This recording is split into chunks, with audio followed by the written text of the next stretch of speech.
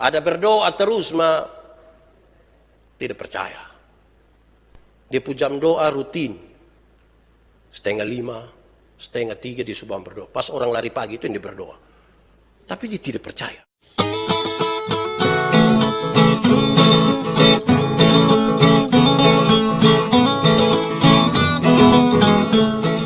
Mari kita berdoa untuk pemberitaan firman Tuhan. Kita berdoa. Ya Tuhan Allah, pada waktu kami sepakat bersama-sama untuk melihat masa depan di dalam Tuhan, tidak ada yang lebih indah daripada kami mendengarkan apa yang ingin Engkau katakan buat kami. Supaya setiap kami yang hari ini mengalami berbagai persoalan hidup yang membuat kami putus asa dan seolah-olah tidak ada lagi masa depan, akan bangkit kembali dan hidup sampai pada masa depan. Firman-Mu akan kami renungkan. Kami mohon kekuatan Roh Kudus Tuhan yang memampukan kami semuanya untuk mengerti firman Tuhan dan melakukan kehendak-Mu di dalam hidup kami. Berkati kami semua. Berkati hamba-Mu yang Kau pakai sebagai saluran berkat bagi semua jemaat dan siapapun yang akan mendengarkan bagian ini. Jauhkan penggoda pencobaan. Biar dalam damai sejahtera-Mu kami belajar firman Tuhan. Kami rindu pada firman-Mu.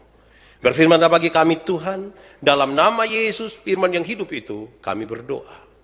Amin.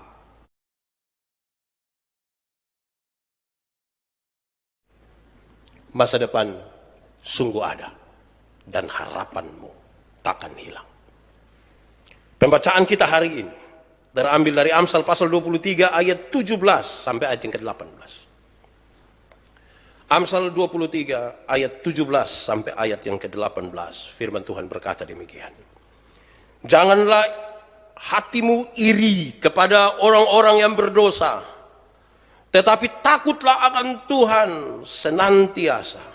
Karena masa depan sungguh ada dan harapanmu tidak akan hilang. Demikian firman Tuhan. Berbahagia setiap orang yang mendengar firman, memelihara dan melakukan dalam hidup setiap hari. Haleluya.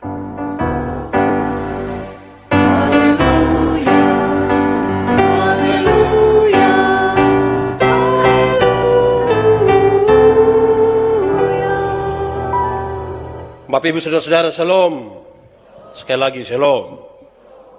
Masa depan sungguh ada dan harapanmu tidak akan hilang. Kita mulai dari pertanyaan ini. Apa yang saudara pikirkan setiap kali mendengar masa depan? Setiap kali mendengar tentang harapan. Apa yang ada dalam pikiran saudara-saudara? Kalau tiba-tiba orang bertanya tentang masa depanmu, renungkanlah sejenak. Saya coba menyimpulkan beberapa hal. Tentang masa depan, satu, kita berharap ada rumah. Kalau boleh rumah itu milik sendiri sudah. Jangan lagi orang tua punya. Kalau boleh rumah itu lengkap dengan fasilitas dan kita nyaman di dalamnya. Itu harapan masa depan tentang rumah. Orang mulai cari-cari kira-kira rumah yang pas itu yang kemana, bikin dan seterusnya. Itu tentang rumah. Bagaimana soal umur? Oh, tentang masa depan kita lagi berpikir sekarang. Bagaimana kalau saya umur panjang? Kalau boleh 70, 80, 90. Kita rindu umur panjang. Bagaimana dengan makanan? Tentang makanan yang kita harapkan adalah sampai masa depan makanan kita itu sehat. 4 sehat, 5 sempurna. Paling tidak memenuhi standar-standar kesehatan. Ada daging, termasuk sei babi. Buah, biar kulit halus dan cerah. Harapan itu. Bagaimana dengan pakaian? Oh, tentang pakaian harapan saya adalah saya tetap harus pakai pakaian yang eco-mode. Kalau sekarang model yang ketat, saya terus pakailah yang komprang di bawah. Kalau boleh saya pakai yang bermerek. Itu harapan. Bagaimana dengan kekayaan? Apa yang kita harapkan tentang kekayaan kalau nanti kita sampai pada masa depan? Yang kita harapkan tentang kekayaan adalah sedapat-dapatnya kita punya kekayaan yang banyak sekali, berlimpah-limpah, supaya kita bisa wariskan pada anak-anak. Kalau boleh kita punya kekayaan itu diwariskan 7 turunan tidak habis-habis. Itu harapan. Bagaimana dengan keberhasilan anak-anak? Saya kira semua orang tua sangat berharap supaya anak-anak punya usaha yang bagus sekali. Mereka sekolah dengan baik, mereka dengan baik, menikah dengan baik, menikah dengan perempuan baik-baik, laki-laki baik-baik. Ini menantu, ini takut Tuhan, hormat orang tua. Itu harapan. Bagaimana dengan kesehatan? Kita sangat berharap supaya kita tetap sehat. Kalau Tuhan berkenan, kita jangan membebani orang lain karena kita sudah tua dan sakit-sakitan. Yang kita harapkan adalah kita tidak sakit, walaupun mungkin secara fisik kita menurun sedikit, dan kita tidak menderita penyakit yang lama sekali. Itu harapan. Bagaimana dengan cinta kasih? Kita berharap kita tetap dikasihi. Kita tetap punya hubungan yang baik dengan orang-orang yang kita kasih, bahkan dengan semua orang. Itulah harapan tentang masa depan cinta kasih kita. Kita dikelilingi dan diikat dengan cinta kasih. Bagaimana dengan penilaian orang terhadap kita? Apa yang saya dan saudara harapkan kalau satu saat di masa depan itu orang bicara tentang kita? Pasti yang kita mau adalah orang akan mengagumi kita. Orang akan berkata bahwa kita ini orang baik. Dan kalau boleh kita dijadikan contoh. Itu harapan kita. Mungkin saudara akan menyebutkan harapan-harapan yang lain. Tapi di balik itu semua saudara, saya mau mengajak kita merenungkan satu bagian kecil. Apa harapanmu? Apa harapan saudara ketika nanti mati? Masuk surga atau masuk neraka? Kita kan harap masuk surga. Tapi saudara tahu bahwa harapan-harapan di tengah-tengah dunia, mulai dari rumah sampai pada penilaian orang tentang kita, begitu kuat, menyita perhatian, waktu dan tenaga kita, sampai mungkin beberapa orang melupakan tentang masa depan surga dalam hidupnya. Sejumlah waktu, tenaga, perhatian, pikiran, kita fokus pada masa depan selama di dunia dan lupa pada masa depan setelah kematian. Itu harapan-harapan saudara. Kalau itu harapannya, bagaimana sekarang realitas kita? Bagaimana kenyataan hidup sekarang ini? Karena itu begitu penting. Karena jangan sampai kenyataan hidup sekarang ini membawa kita untuk putus asa dan hampir-hampir merasa tidak ada lagi harapan menuju masa depan karena kenyataan hari ini. Kita diarahkan pada 2 hal. Hal pertama, kenyataan hari ini kita sementara berhadapan dengan situasi hari ini, tentang keadaan hari ini, tentang apa yang ada di mata kita sekarang. Dan yang kedua, kita sementara diarahkan kepada siapa yang ada di depan kita sekarang. Apa dan siapa yang ada di depan kita. Saya coba bagi-bagi. Pertama, sikap kita terhadap apa yang di depan kita. Sikap kita terhadap apa yang di depan kita. Kita perlu tahu, memang ini khotbah pengantar agak panjang, tapi saya butuh untuk kita paham betul situasi kita sekarang. Apa yang ada di depan kita. Yang ada di depan kita, saya sebut dia dalam 2 bagian. Pertama, kalau waktu ini kita sementara sukses. Saya sebut sukses itu adalah kaya, kesenangan, dan sehat. Kita sementara kaya, sehat, dan senang. Kalau itu keadaan yang saudara alami, bagaimana sikapmu sekarang? Saya coba mencatat. 1, ingat Tuhan. Ada orang yang kaya, sehat, senang, dan ingat Tuhan. Koma. Tapi ada yang kaya, sehat, senang, dan lupa Tuhan. Renungkanlah, kita di bagian yang ingat Tuhan, atau justru dilupa Tuhan. Pada waktu kita sukses, sehat, senang, kaya. Kedua, bersyukur. Pada waktu sehat, senang, kaya ini ada orang yang bersyukur. Terima kasih Tuhan karena saya dapat berkat-berkat. Terima kasih karena saya sehat. Terima kasih karena ada kesenangan yang Tuhan izinkan terjadi. Bersyukur. Koma. Tapi ada yang merasa belum puas. Belum mau bersyukur. Ini belum. Belum sampai target ini. Belum. Renungkanlah kita di bagian mana. Atau saudara-saudara, di saat kita sukses, kita kaya, kita sehat, sikap kita adalah berhati sosial, berbagi dengan orang lain, mengambil bagian dalam penderitaan orang lain, koma. Atau justru kita tambah sakikir.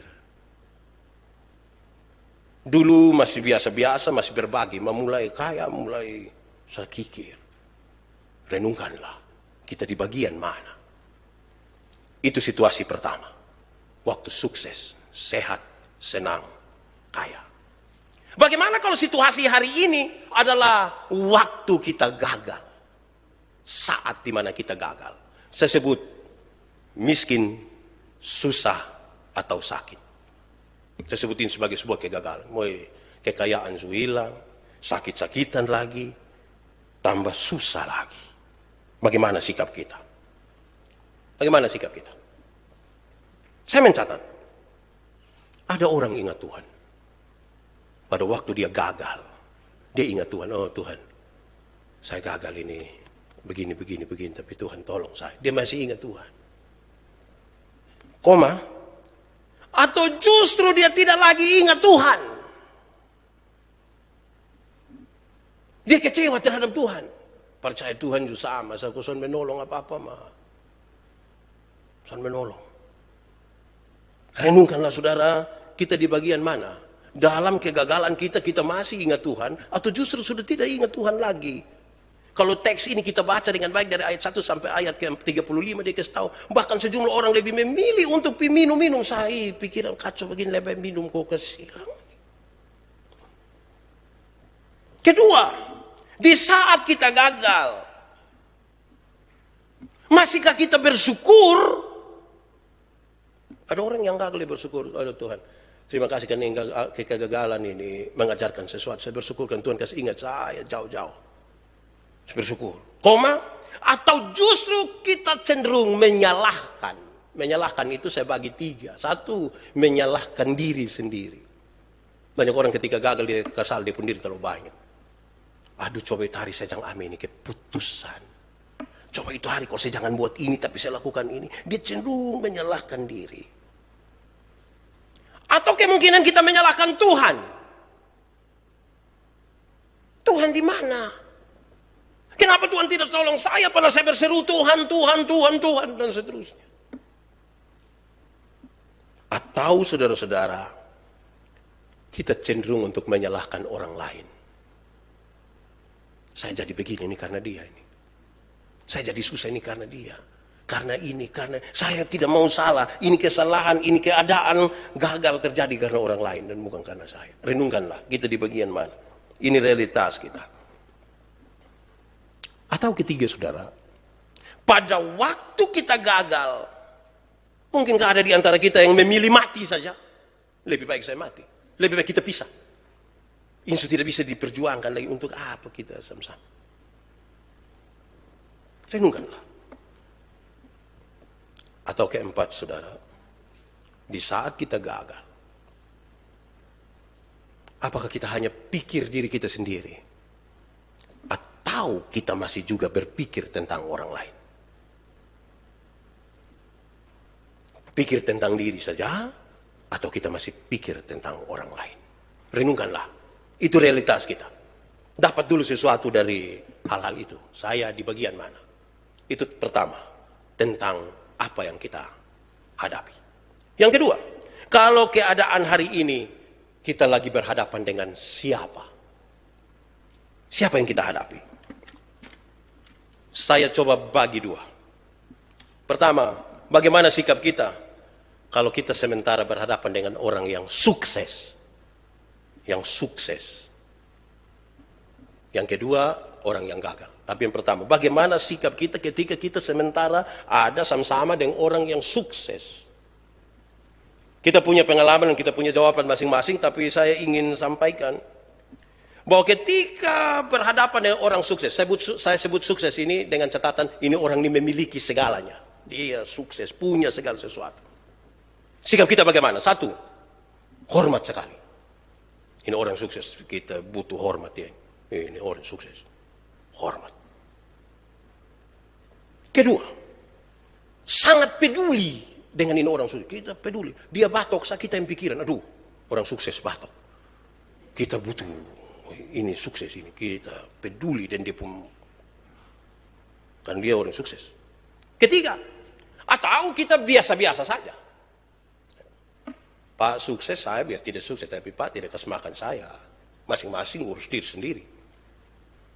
Pak sapa, saya sapa. Itu sikap kita terhadap orang-orang sukses yang hari ini ada di depan kita. Atau mencari jalan untuk kerjasama. Cari jalan untuk kerjasama. Wah, dia sukses begini, saya kira pas dan saya ini. Kita butuh kerjasama ini. Bagus ini. Sikap kita. Berikut. Sikap kita adalah bersaing. Nah, saya cuma berusaha. Bersaing.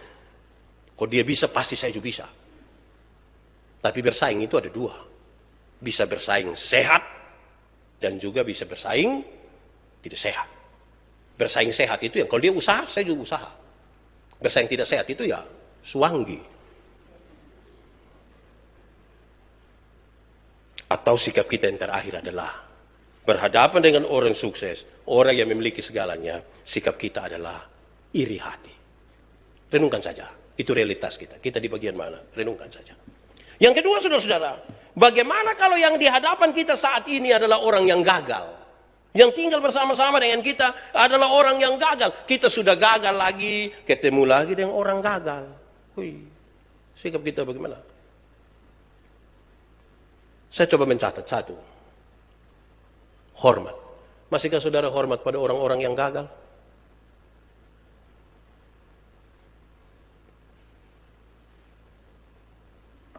Hormat. Kedua, mungkin saja kita tidak hormati dia. Sudah gagal. Hormat dia buat apa?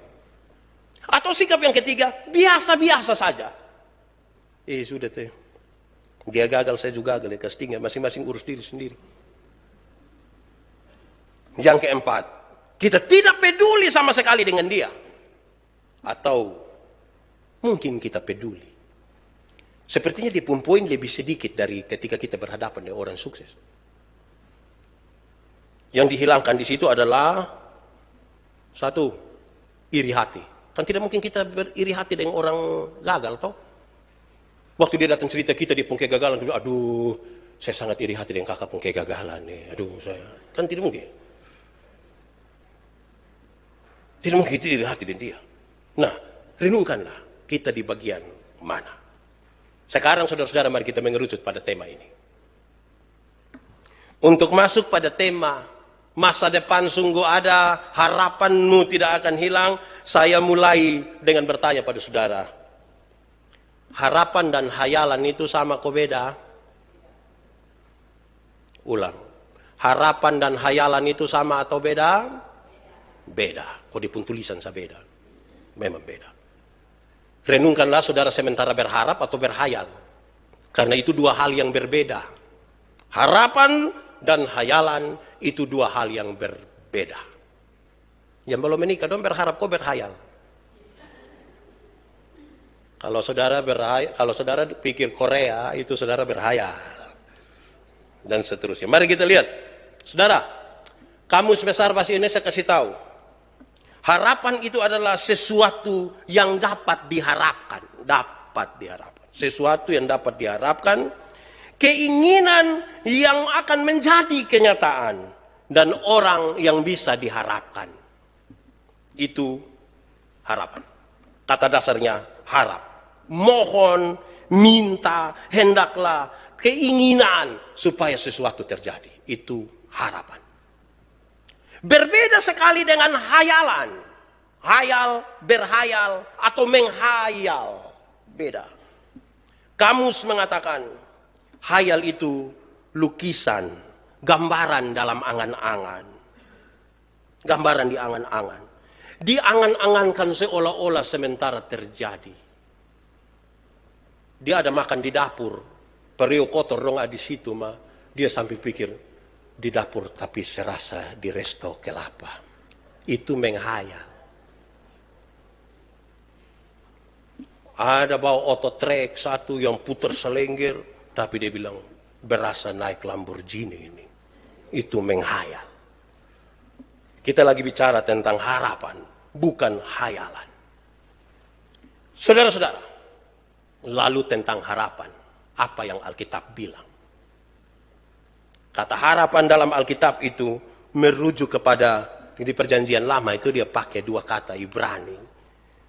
Yakal dan kafah. Yang sederhana artinya adalah menunggu. Harapan itu berarti menunggu. Saudara-saudara, lalu kalau memang harapan itu menunggu dalam bahasa Alkitab, kita membaca pembacaan tadi. Amsal 23, 17 dan 18.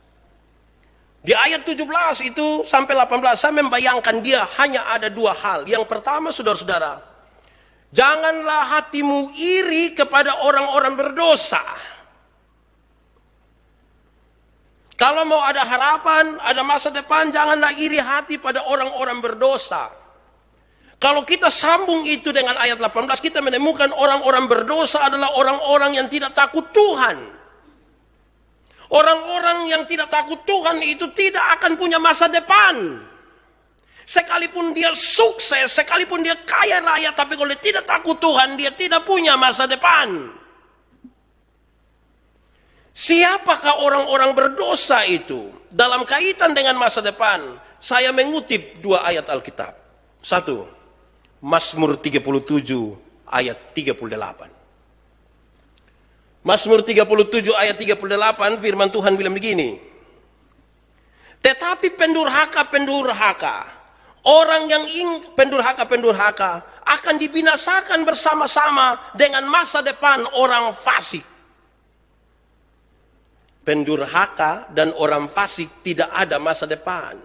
Saya cari di kamus, apa itu pendurhaka? Pendurhaka adalah orang yang ingkar janji kepada Tuhan. Orang yang ingkar janji kepada orang tua. Orang yang melawan dan memberontak. Itulah pendurhaka.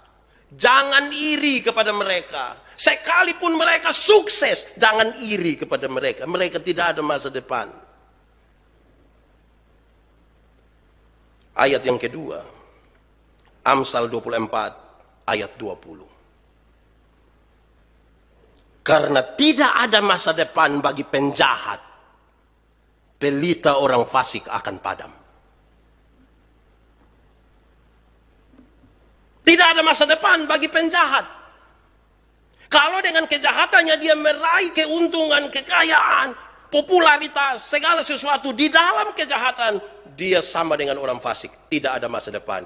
Jangan buang-buang waktu, buang pikiran dan tenaga untuk iri hati dengan dia. Jangan.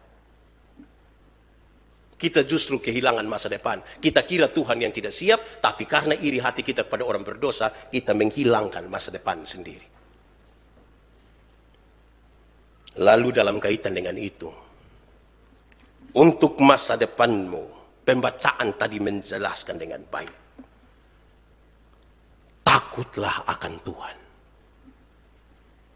Takutlah akan Tuhan karena masa depan itu sungguh ada dan harapanmu tidak akan hilang. Masa depan ada, harapan tidak akan hilang kalau kita takut akan Tuhan. Saya kutip dua ayat juga untuk menegaskan bagian ini. Mazmur 37 ayat 7. Mazmur 37 ayat 7 firman Tuhan bilang begini, perhatikanlah orang yang tulus. Boleh kita baca sama-sama, 1, 2, 3. Perhatikanlah orang yang tulus dan lihatlah kepada orang yang jujur, sebab pada orang yang suka damai akan ada masa depan. Penjahat tadi, terus orang-orang durhaka, orang-orang fasik dalam kesuksesannya tidak ada masa depan. Yang ada masa depan itu kalau tulus, jujur, dan suka damai. Saya pakai bahasa lain, tidak ada penjahat yang jujur. Tidak ada. Penjahat selalu tipu, pura-pura. Tidak ada orang fasik, tidak ada penjahat yang tulus. Tidak ada. Dan saudara tahu, penjahat tidak cinta damai. Nama sesu penjahat. Penjahat mana cinta damai? Tidak ada. Kalau begitu pesan ini menjadi kuat sekali. Mau ada masa depan? Masa depan di dalam Tuhan. Perhatikanlah baik-baik. Jangan iri kepada orang-orang berdosa. Tetapi yang paling harus diperhatikan adalah tulus, jujur, dan suka damai. Saudara tahu bahwa orang yang tidak suka damai itu dia mau hidup sampai masa depan. Karena mana? Tidak suka damai itu kan dia jengkel oleh orang. Oh, tiap hari lihat orang dia jengkel, tiap hari lihat orang dia jengkel. Itu mamtua pakai baju hijau, rok merah, sendal kuning, dia jengkel. Bayangkan kalau tiap hari dia ketemu orang yang menjengkelkan, woi dia sudah sampai masa depan. Dia sampai cepat-cepat di muka sini. Perhatikanlah itu. Saudara-saudara, dengan demikian, apa yang mau kita bawa pulang hari ini? Kaitan dengan tema ini. Kan kita akan menggumuli ini dalam perjalanan bergereja kita, kira-kira 1 tahun. Pandemi COVID ini telah membuat banyak orang kehilangan pekerjaan. Usaha menjadi jatuh. Banyak sekali imbas yang dihasilkan. Karena pandemi ini. Kita kehilangan pengharapan. Hari ini kita merayakan sebuah acara berbeda dengan biasa-biasa. Biasa ada makan, biasa ada perayaan hebat. Hari ini tidak. Hari ini kita hanya makan makanan rohani. Yang jasmani tidak ada. Hari ini kita bukan potong kue. Saudara lihat itu. Dia punya nama apa? Ini hari simbol ini. Dan apa yang saudara dapat itu hanya dalam bentuk hand sanitizer dan masker. Sebagai bagian yang kita menggumuli hidup di kondisi sekarang. Tapi dengan harapan menuju masa depan. Segera setelah ini hand sanitizer dan ini masker ini akan dibagi-bagi ke orang-orang di TPA, anak-anak di PAUD, SD akan dibagikan ini sebagai tanda walaupun kita dalam keadaan yang rumit, tapi kita masih bisa berbagi. Hand sanitizer, masker. Masker juga yang begini, bukan yang masker bengkoang atau apa. Ini masker ini supaya kita jaga kesehatan. Begitu Saudara-saudara, apa yang kita mau bawa pulang hari ini supaya kita bergumul menuju kepada masa depan ini dalam 1 tahun ini? Pemerintah menyebutkan hal-hal untuk menolong mengatasi ini perkembangan COVID ini pakai PSBB. Saya ingin hari juga pakai PSBB. PSBB supaya saudara ingat, hafal, dan laksanakan di rumah. 1. P. Percaya dan berdoa. Itu P pertama. Sama-sama ucap 1, 2, 3. Percaya dan berdoa. Mau ada masa depan di dalam Tuhan itu mesti mulai dengan percaya dan berdoa. Tapi saudara ada di kelompok mana? Karena menyangkut percaya dan berdoa itu ada 2. Ada 4. 1. Ada orang yang memang sungguh-sungguh percaya dan sungguh-sungguh berdoa. Sungguh-sungguh percaya dan sungguh-sungguh berdoa. Tapi yang kedua, ada yang percaya sekali tapi tidak berdoa. Dia ikut nama percaya, berdoa tidak. Atau yang ketiga, Berdoa tapi tidak percaya. Ada berdoa terus tidak percaya. Dia jam doa rutin. 4:30, 2:30 dia sudah berdoa. Pas orang lari pagi itu dia berdoa. Atau yang keempat, sudah tidak percaya lagi, tidak berdoa. Itu memang ngeri. Mau ada masa depan di dalam Tuhan itu, pertama apa? Percaya dan berdoa. Apa yang kita percaya? Yang kita percaya ada dua. Pertama, percaya bahwa Yesus itu siap surga bagi saya. Saya percaya itu. Jadi saya tidak akan tersesat. Kalau saya mati, saya pasti masuk surga. Saya percaya itu karena Yesus berkorban bagi saya. Amin. Tapi yang kedua, saya percaya bahwa rancangan Tuhan itu lebih baik dari apa yang saya rancangkan. Supaya ketika saya berdoa untuk mengambil keputusan masuk pada rencana Tuhan yang indah itu buat saya. Padahal mungkin tidak sesuai dengan apa yang saya mau. Percaya dan berdoa. Renungkan baik-baik kalau mau ada masa depan ini. Karena kehidupan ini sulit kita prediksi di perjalanan sekarang. Tapi percaya dan berdoa menolong kita. Tapi saudara-saudara, saya ingin ingatkan kita bahwa ini data tidak valid. Tapi saya kira di atas 50% orang-orang yang pernah tinggal di asrama pasti pernah mengalami ini. Dia ada berdoa makan siang, dia pun tangan tutup dia pun ikan. Dia doa dia takut ada yang sorong. Kita memang tinggal di asrama itu tangan dong pun cepat. Pernah rasa begitu? Atau memang saudara yang sorong tangan? Itu tidak tahu dia masuk di bagian mana. Berdoa mah kurang percaya. Tuhan saya berdoa makan tapi tolong supaya jaga tangan-tangan yang ingin mengambil sapu ikan. Kalau bisa Tuhan kutikas patah di pujari. Itu juga bermasalah. Saudara-saudara, percaya dan berdoa itu hal yang penting bagi orang-orang yang mengaku ikut Tuhan. Saudara lihat, saya tidak berkhotbah hari ini untuk bilang pada saudara, kalau begitu tidak usah ada investasi untuk masa depan, tidak boleh ikut asuransi. Saya tidak berkhotbah begitu. Lakukanlah itu, lakukanlah terus. Tapi lakukan itu tanpa percaya dan berdoa, kita tidak sementara membangun sebuah masa depan.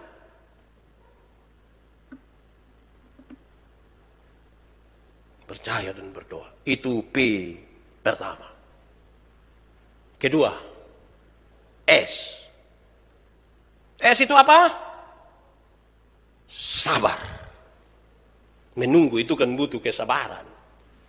Sabar. Tadi bercerita yang kolul Pak itu harus sabar dan syukur. Sebab betul, nanti saya tambah. Sabar dan bersyukur. Sebab kalau sabar tidak dan syukur, tak cek. Bersabar itu kan menunggu. Menunggu lagi kalau tidak baik. Siap makan siang mah dia khotbah lama lagi. Itu memang sabar tapi rasa tidak aman itu. Gitu ya. Jadi bersabar dalam syukur. Nah, saudara tahu bahwa bersabar itu sangat berkaitan dengan 3 hal. Bersabar itu sangat berkaitan dengan mau menunggu, mengendalikan diri, dan lebih realistis. Mau menunggu. Ibarat kita tanam jagung. Kan bukan tanam langsung patah jagung toh. Kecuali kalau tanam di sini patah di orang pun kebun bisa. Tapi kalau kita mau tanam untuk makan dari hasil keringat sedikit, menunggu. Menunggu itu saudara-saudara, itu tahan diri. Nih suka pingin ini tapi tahan. Seperti ibu-ibu hamil itu, kalau dorang sementara hamil itu kan mau kepingin makan acar pedis, tapi aduh biar saya tampung-tampung tuh. Pas melahirkan baru gas. Saya kira itu yang penting. Itu penting. Makan. Saya lihat ini kita orang-orang ini tahan diri agak susah ya. Don tunggu kapan lampu di bundaran PU hidup. Pas lampu hidup lah ya langsung menunggu saya itu. Pas lampu hidup langsung pi. Persis laron itu. Laron masih setengah jam pulang, kita berjam-jam tidak pulang itu. Bicara sampai kapan kas mati baru pulang, itu memang mengerikan itu. Menunggu, kendalikan diri, tapi lebih realistis. Membangun masa depan itu realistis. Dan hari ini memang ada COVID, semua orang terimbas, kita pun pendapatan menurun, ya kita belajar bersyukur, terima itu kenyataan. Berjalan bersama Tuhan itu kira-kira begitu. S. Sekarang B. Jadi dalam S itu sabar, dan dalam realitas itu berani menerima itu kenyataan itu, kita mensyukuri. Kita memang susah, tapi kalau kita lihat ada orang lain mungkin lebih susah dari kita. Kita makan mungkin masih bisa 1 hari 2 kali, orang lain tidak makan sama sekali. Ya bersyukur. Kita masih bangun lihat istri, lihat suami, lihat anak-anak, bersyukur. Ada orang yang dia bangun dilihat kiri kanan, dia pun foto sah. Tidak ada orang lain. Jadi bersyukur itu baik sekali. PS. Yang ketiga B. Belajar. B yang ketiga, B itu PSB itu belajar. Saya mendefinisikan belajar adalah perubahan tingkah laku. Perubahan tingkah laku dari tidak tahu menjadi tahu, dari tidak bisa menjadi bisa. Itulah belajar. Belajar itu sesuatu aktivitas yang terus menerus tanpa henti. Menuju masa depan itu perlu belajar. Mungkin juga saya dan saudara akan belajar dari masa lalu. Dari kegagalan-kegagalan kita. Dari persoalan yang menduka citakan hati kita. Yang membuat kita seolah-olah tanpa pengharapan ke masa depan. Belajarlah daripadanya. Saudara, jangan berhenti belajar. Tuhan kasih banyak sekali hal untuk kita belajar padanya. Untuk menuju pada hidup masa depan. Dan yang terakhir, B yang terakhir adalah bekerja dengan hikmat.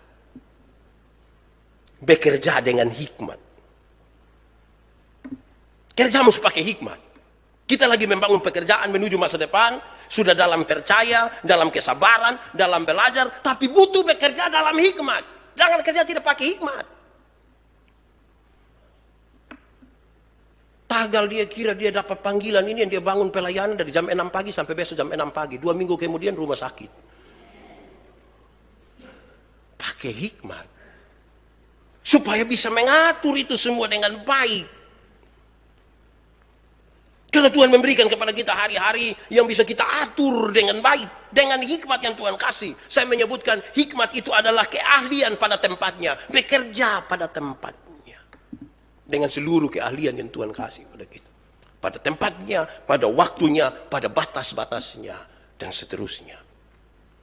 Saudara-saudara, kalau demikian, PSBB tadi kita suruh, kalau bisa jangan hanya bekerja biasa, bekerja keras dengan hikmat yang Tuhan kasih. Maka sekarang kita memahami betapa pentingnya hari ini bagi saya dan saudara. Kita lagi bicara masa depan, tapi betapa pentingnya hari ini bagi saya dan saudara. Kenapa hari ini penting? Saya coba menuliskan 3 ungkapan tentang hari ini. 1. Kita hanya hidup hari ini. Karena masa lalu itu kita renungkan pada hari ini. Kita kenangkan pada hari ini. Dan masa depan itu kita siasati mulai hari ini. Betapa pentingnya hari ini. Saudara punya masa lalu? Masa lalu itu kan kita ingat pada hari ini. Kita berjalan menuju masa depan. Dan kita mensiasati masa depan itu pada hari ini. Sehingga jangan sia-siakan hari ini. Dengan apa yang ada pada kita. Jangan sia-siakan hari ini. Dengan orang-orang yang ada di hadapan kita. Jangan sia-siakan. Saya tidak suka kalau ketika kita suami istri masih hidup sama-sama, tidak saling memperhatikan. Tapi ketika satu mati dulu baru pas tamu datang dia sengaja, aduh, tarik kesempatan hidup tidak saling memperhatikan. Sekarang semua mati, drama. Hari ini, di mana kita hidup hari ini begitu penting. Kita ada di hari ini untuk mengenang itu kemarin itu, tapi untuk mensiasati sesuatu di masa depan. Kedua, betapa pentingnya hari ini. Kepada siapa kita berharap dan untuk apa kita menunggu hari ini. Saudara harus pastikan hari ini saudara bersandar pada siapa hari ini. Dalam perjalanan menuju masa depan, hari ini saudara bersandar di siapa. Jangan sampai kita lagi bersandar pada tempat yang salah. Pastikan hari ini kita bersandar di siapa. Di Tuhan kok, di pendeta kok, di siapa. Saya pernah bilang pada saudara, jangan sampai orang datang kok kasih tahu, aduh, saya dan saya punya suami ada masalah ini, itu. Boleh ini, di sini boleh. Sedikit saya, wah itu sandar salah itu. Kepada siapa kita bersandar? Dan untuk apa kita menunggu? Yang kita menunggu hari ini untuk mencapai sesuatu, menunggu untuk mendapatkan sesuatu, apa yang kita tunggu?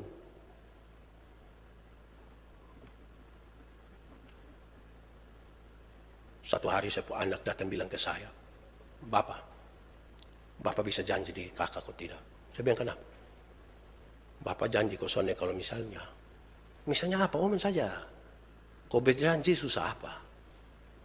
Bapak janji kok tidak kalau besok-besok kalau misalnya itu artis Korea dong datang konser di sini, Bapak suruh saya nonton bisa? Wih, kita bilang anak berdoa, saya berdoa. Apa yang kita harapkan? Jangan kita terlanjur berharap pada hal-hal yang sementara saja. Tapi kita lupa pada hal yang punya kekekalan. Punya nuansa kekekalan. Dua-dua harus menjadi masa depan orang-orang percaya. Ketiga, dalam Tuhanlah masa depan itu sungguh ada. Karena apa? Karena Tuhan berjalan mendahului waktu. Garis bawah itu kalimat terakhir. Tuhan berjalan mendahului waktu. Masa lalu kita belum ada, Tuhan sudah ada. Kita ada di hari ini di mana Tuhan ada.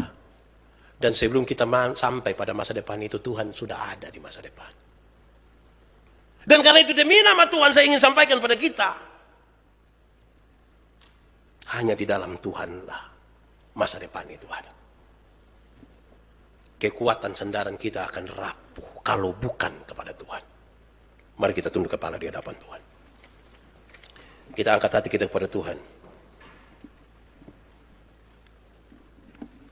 Berdoalah kepada Tuhan untuk masa depanmu, keluargamu, usahamu, anak-anakmu, dan semua yang sementara engkau gumuli hari ini.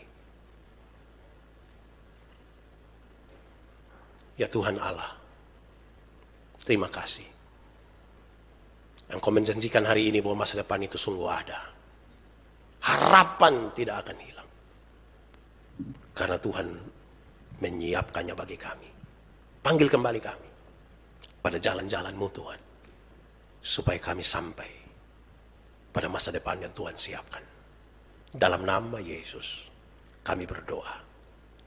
Amin.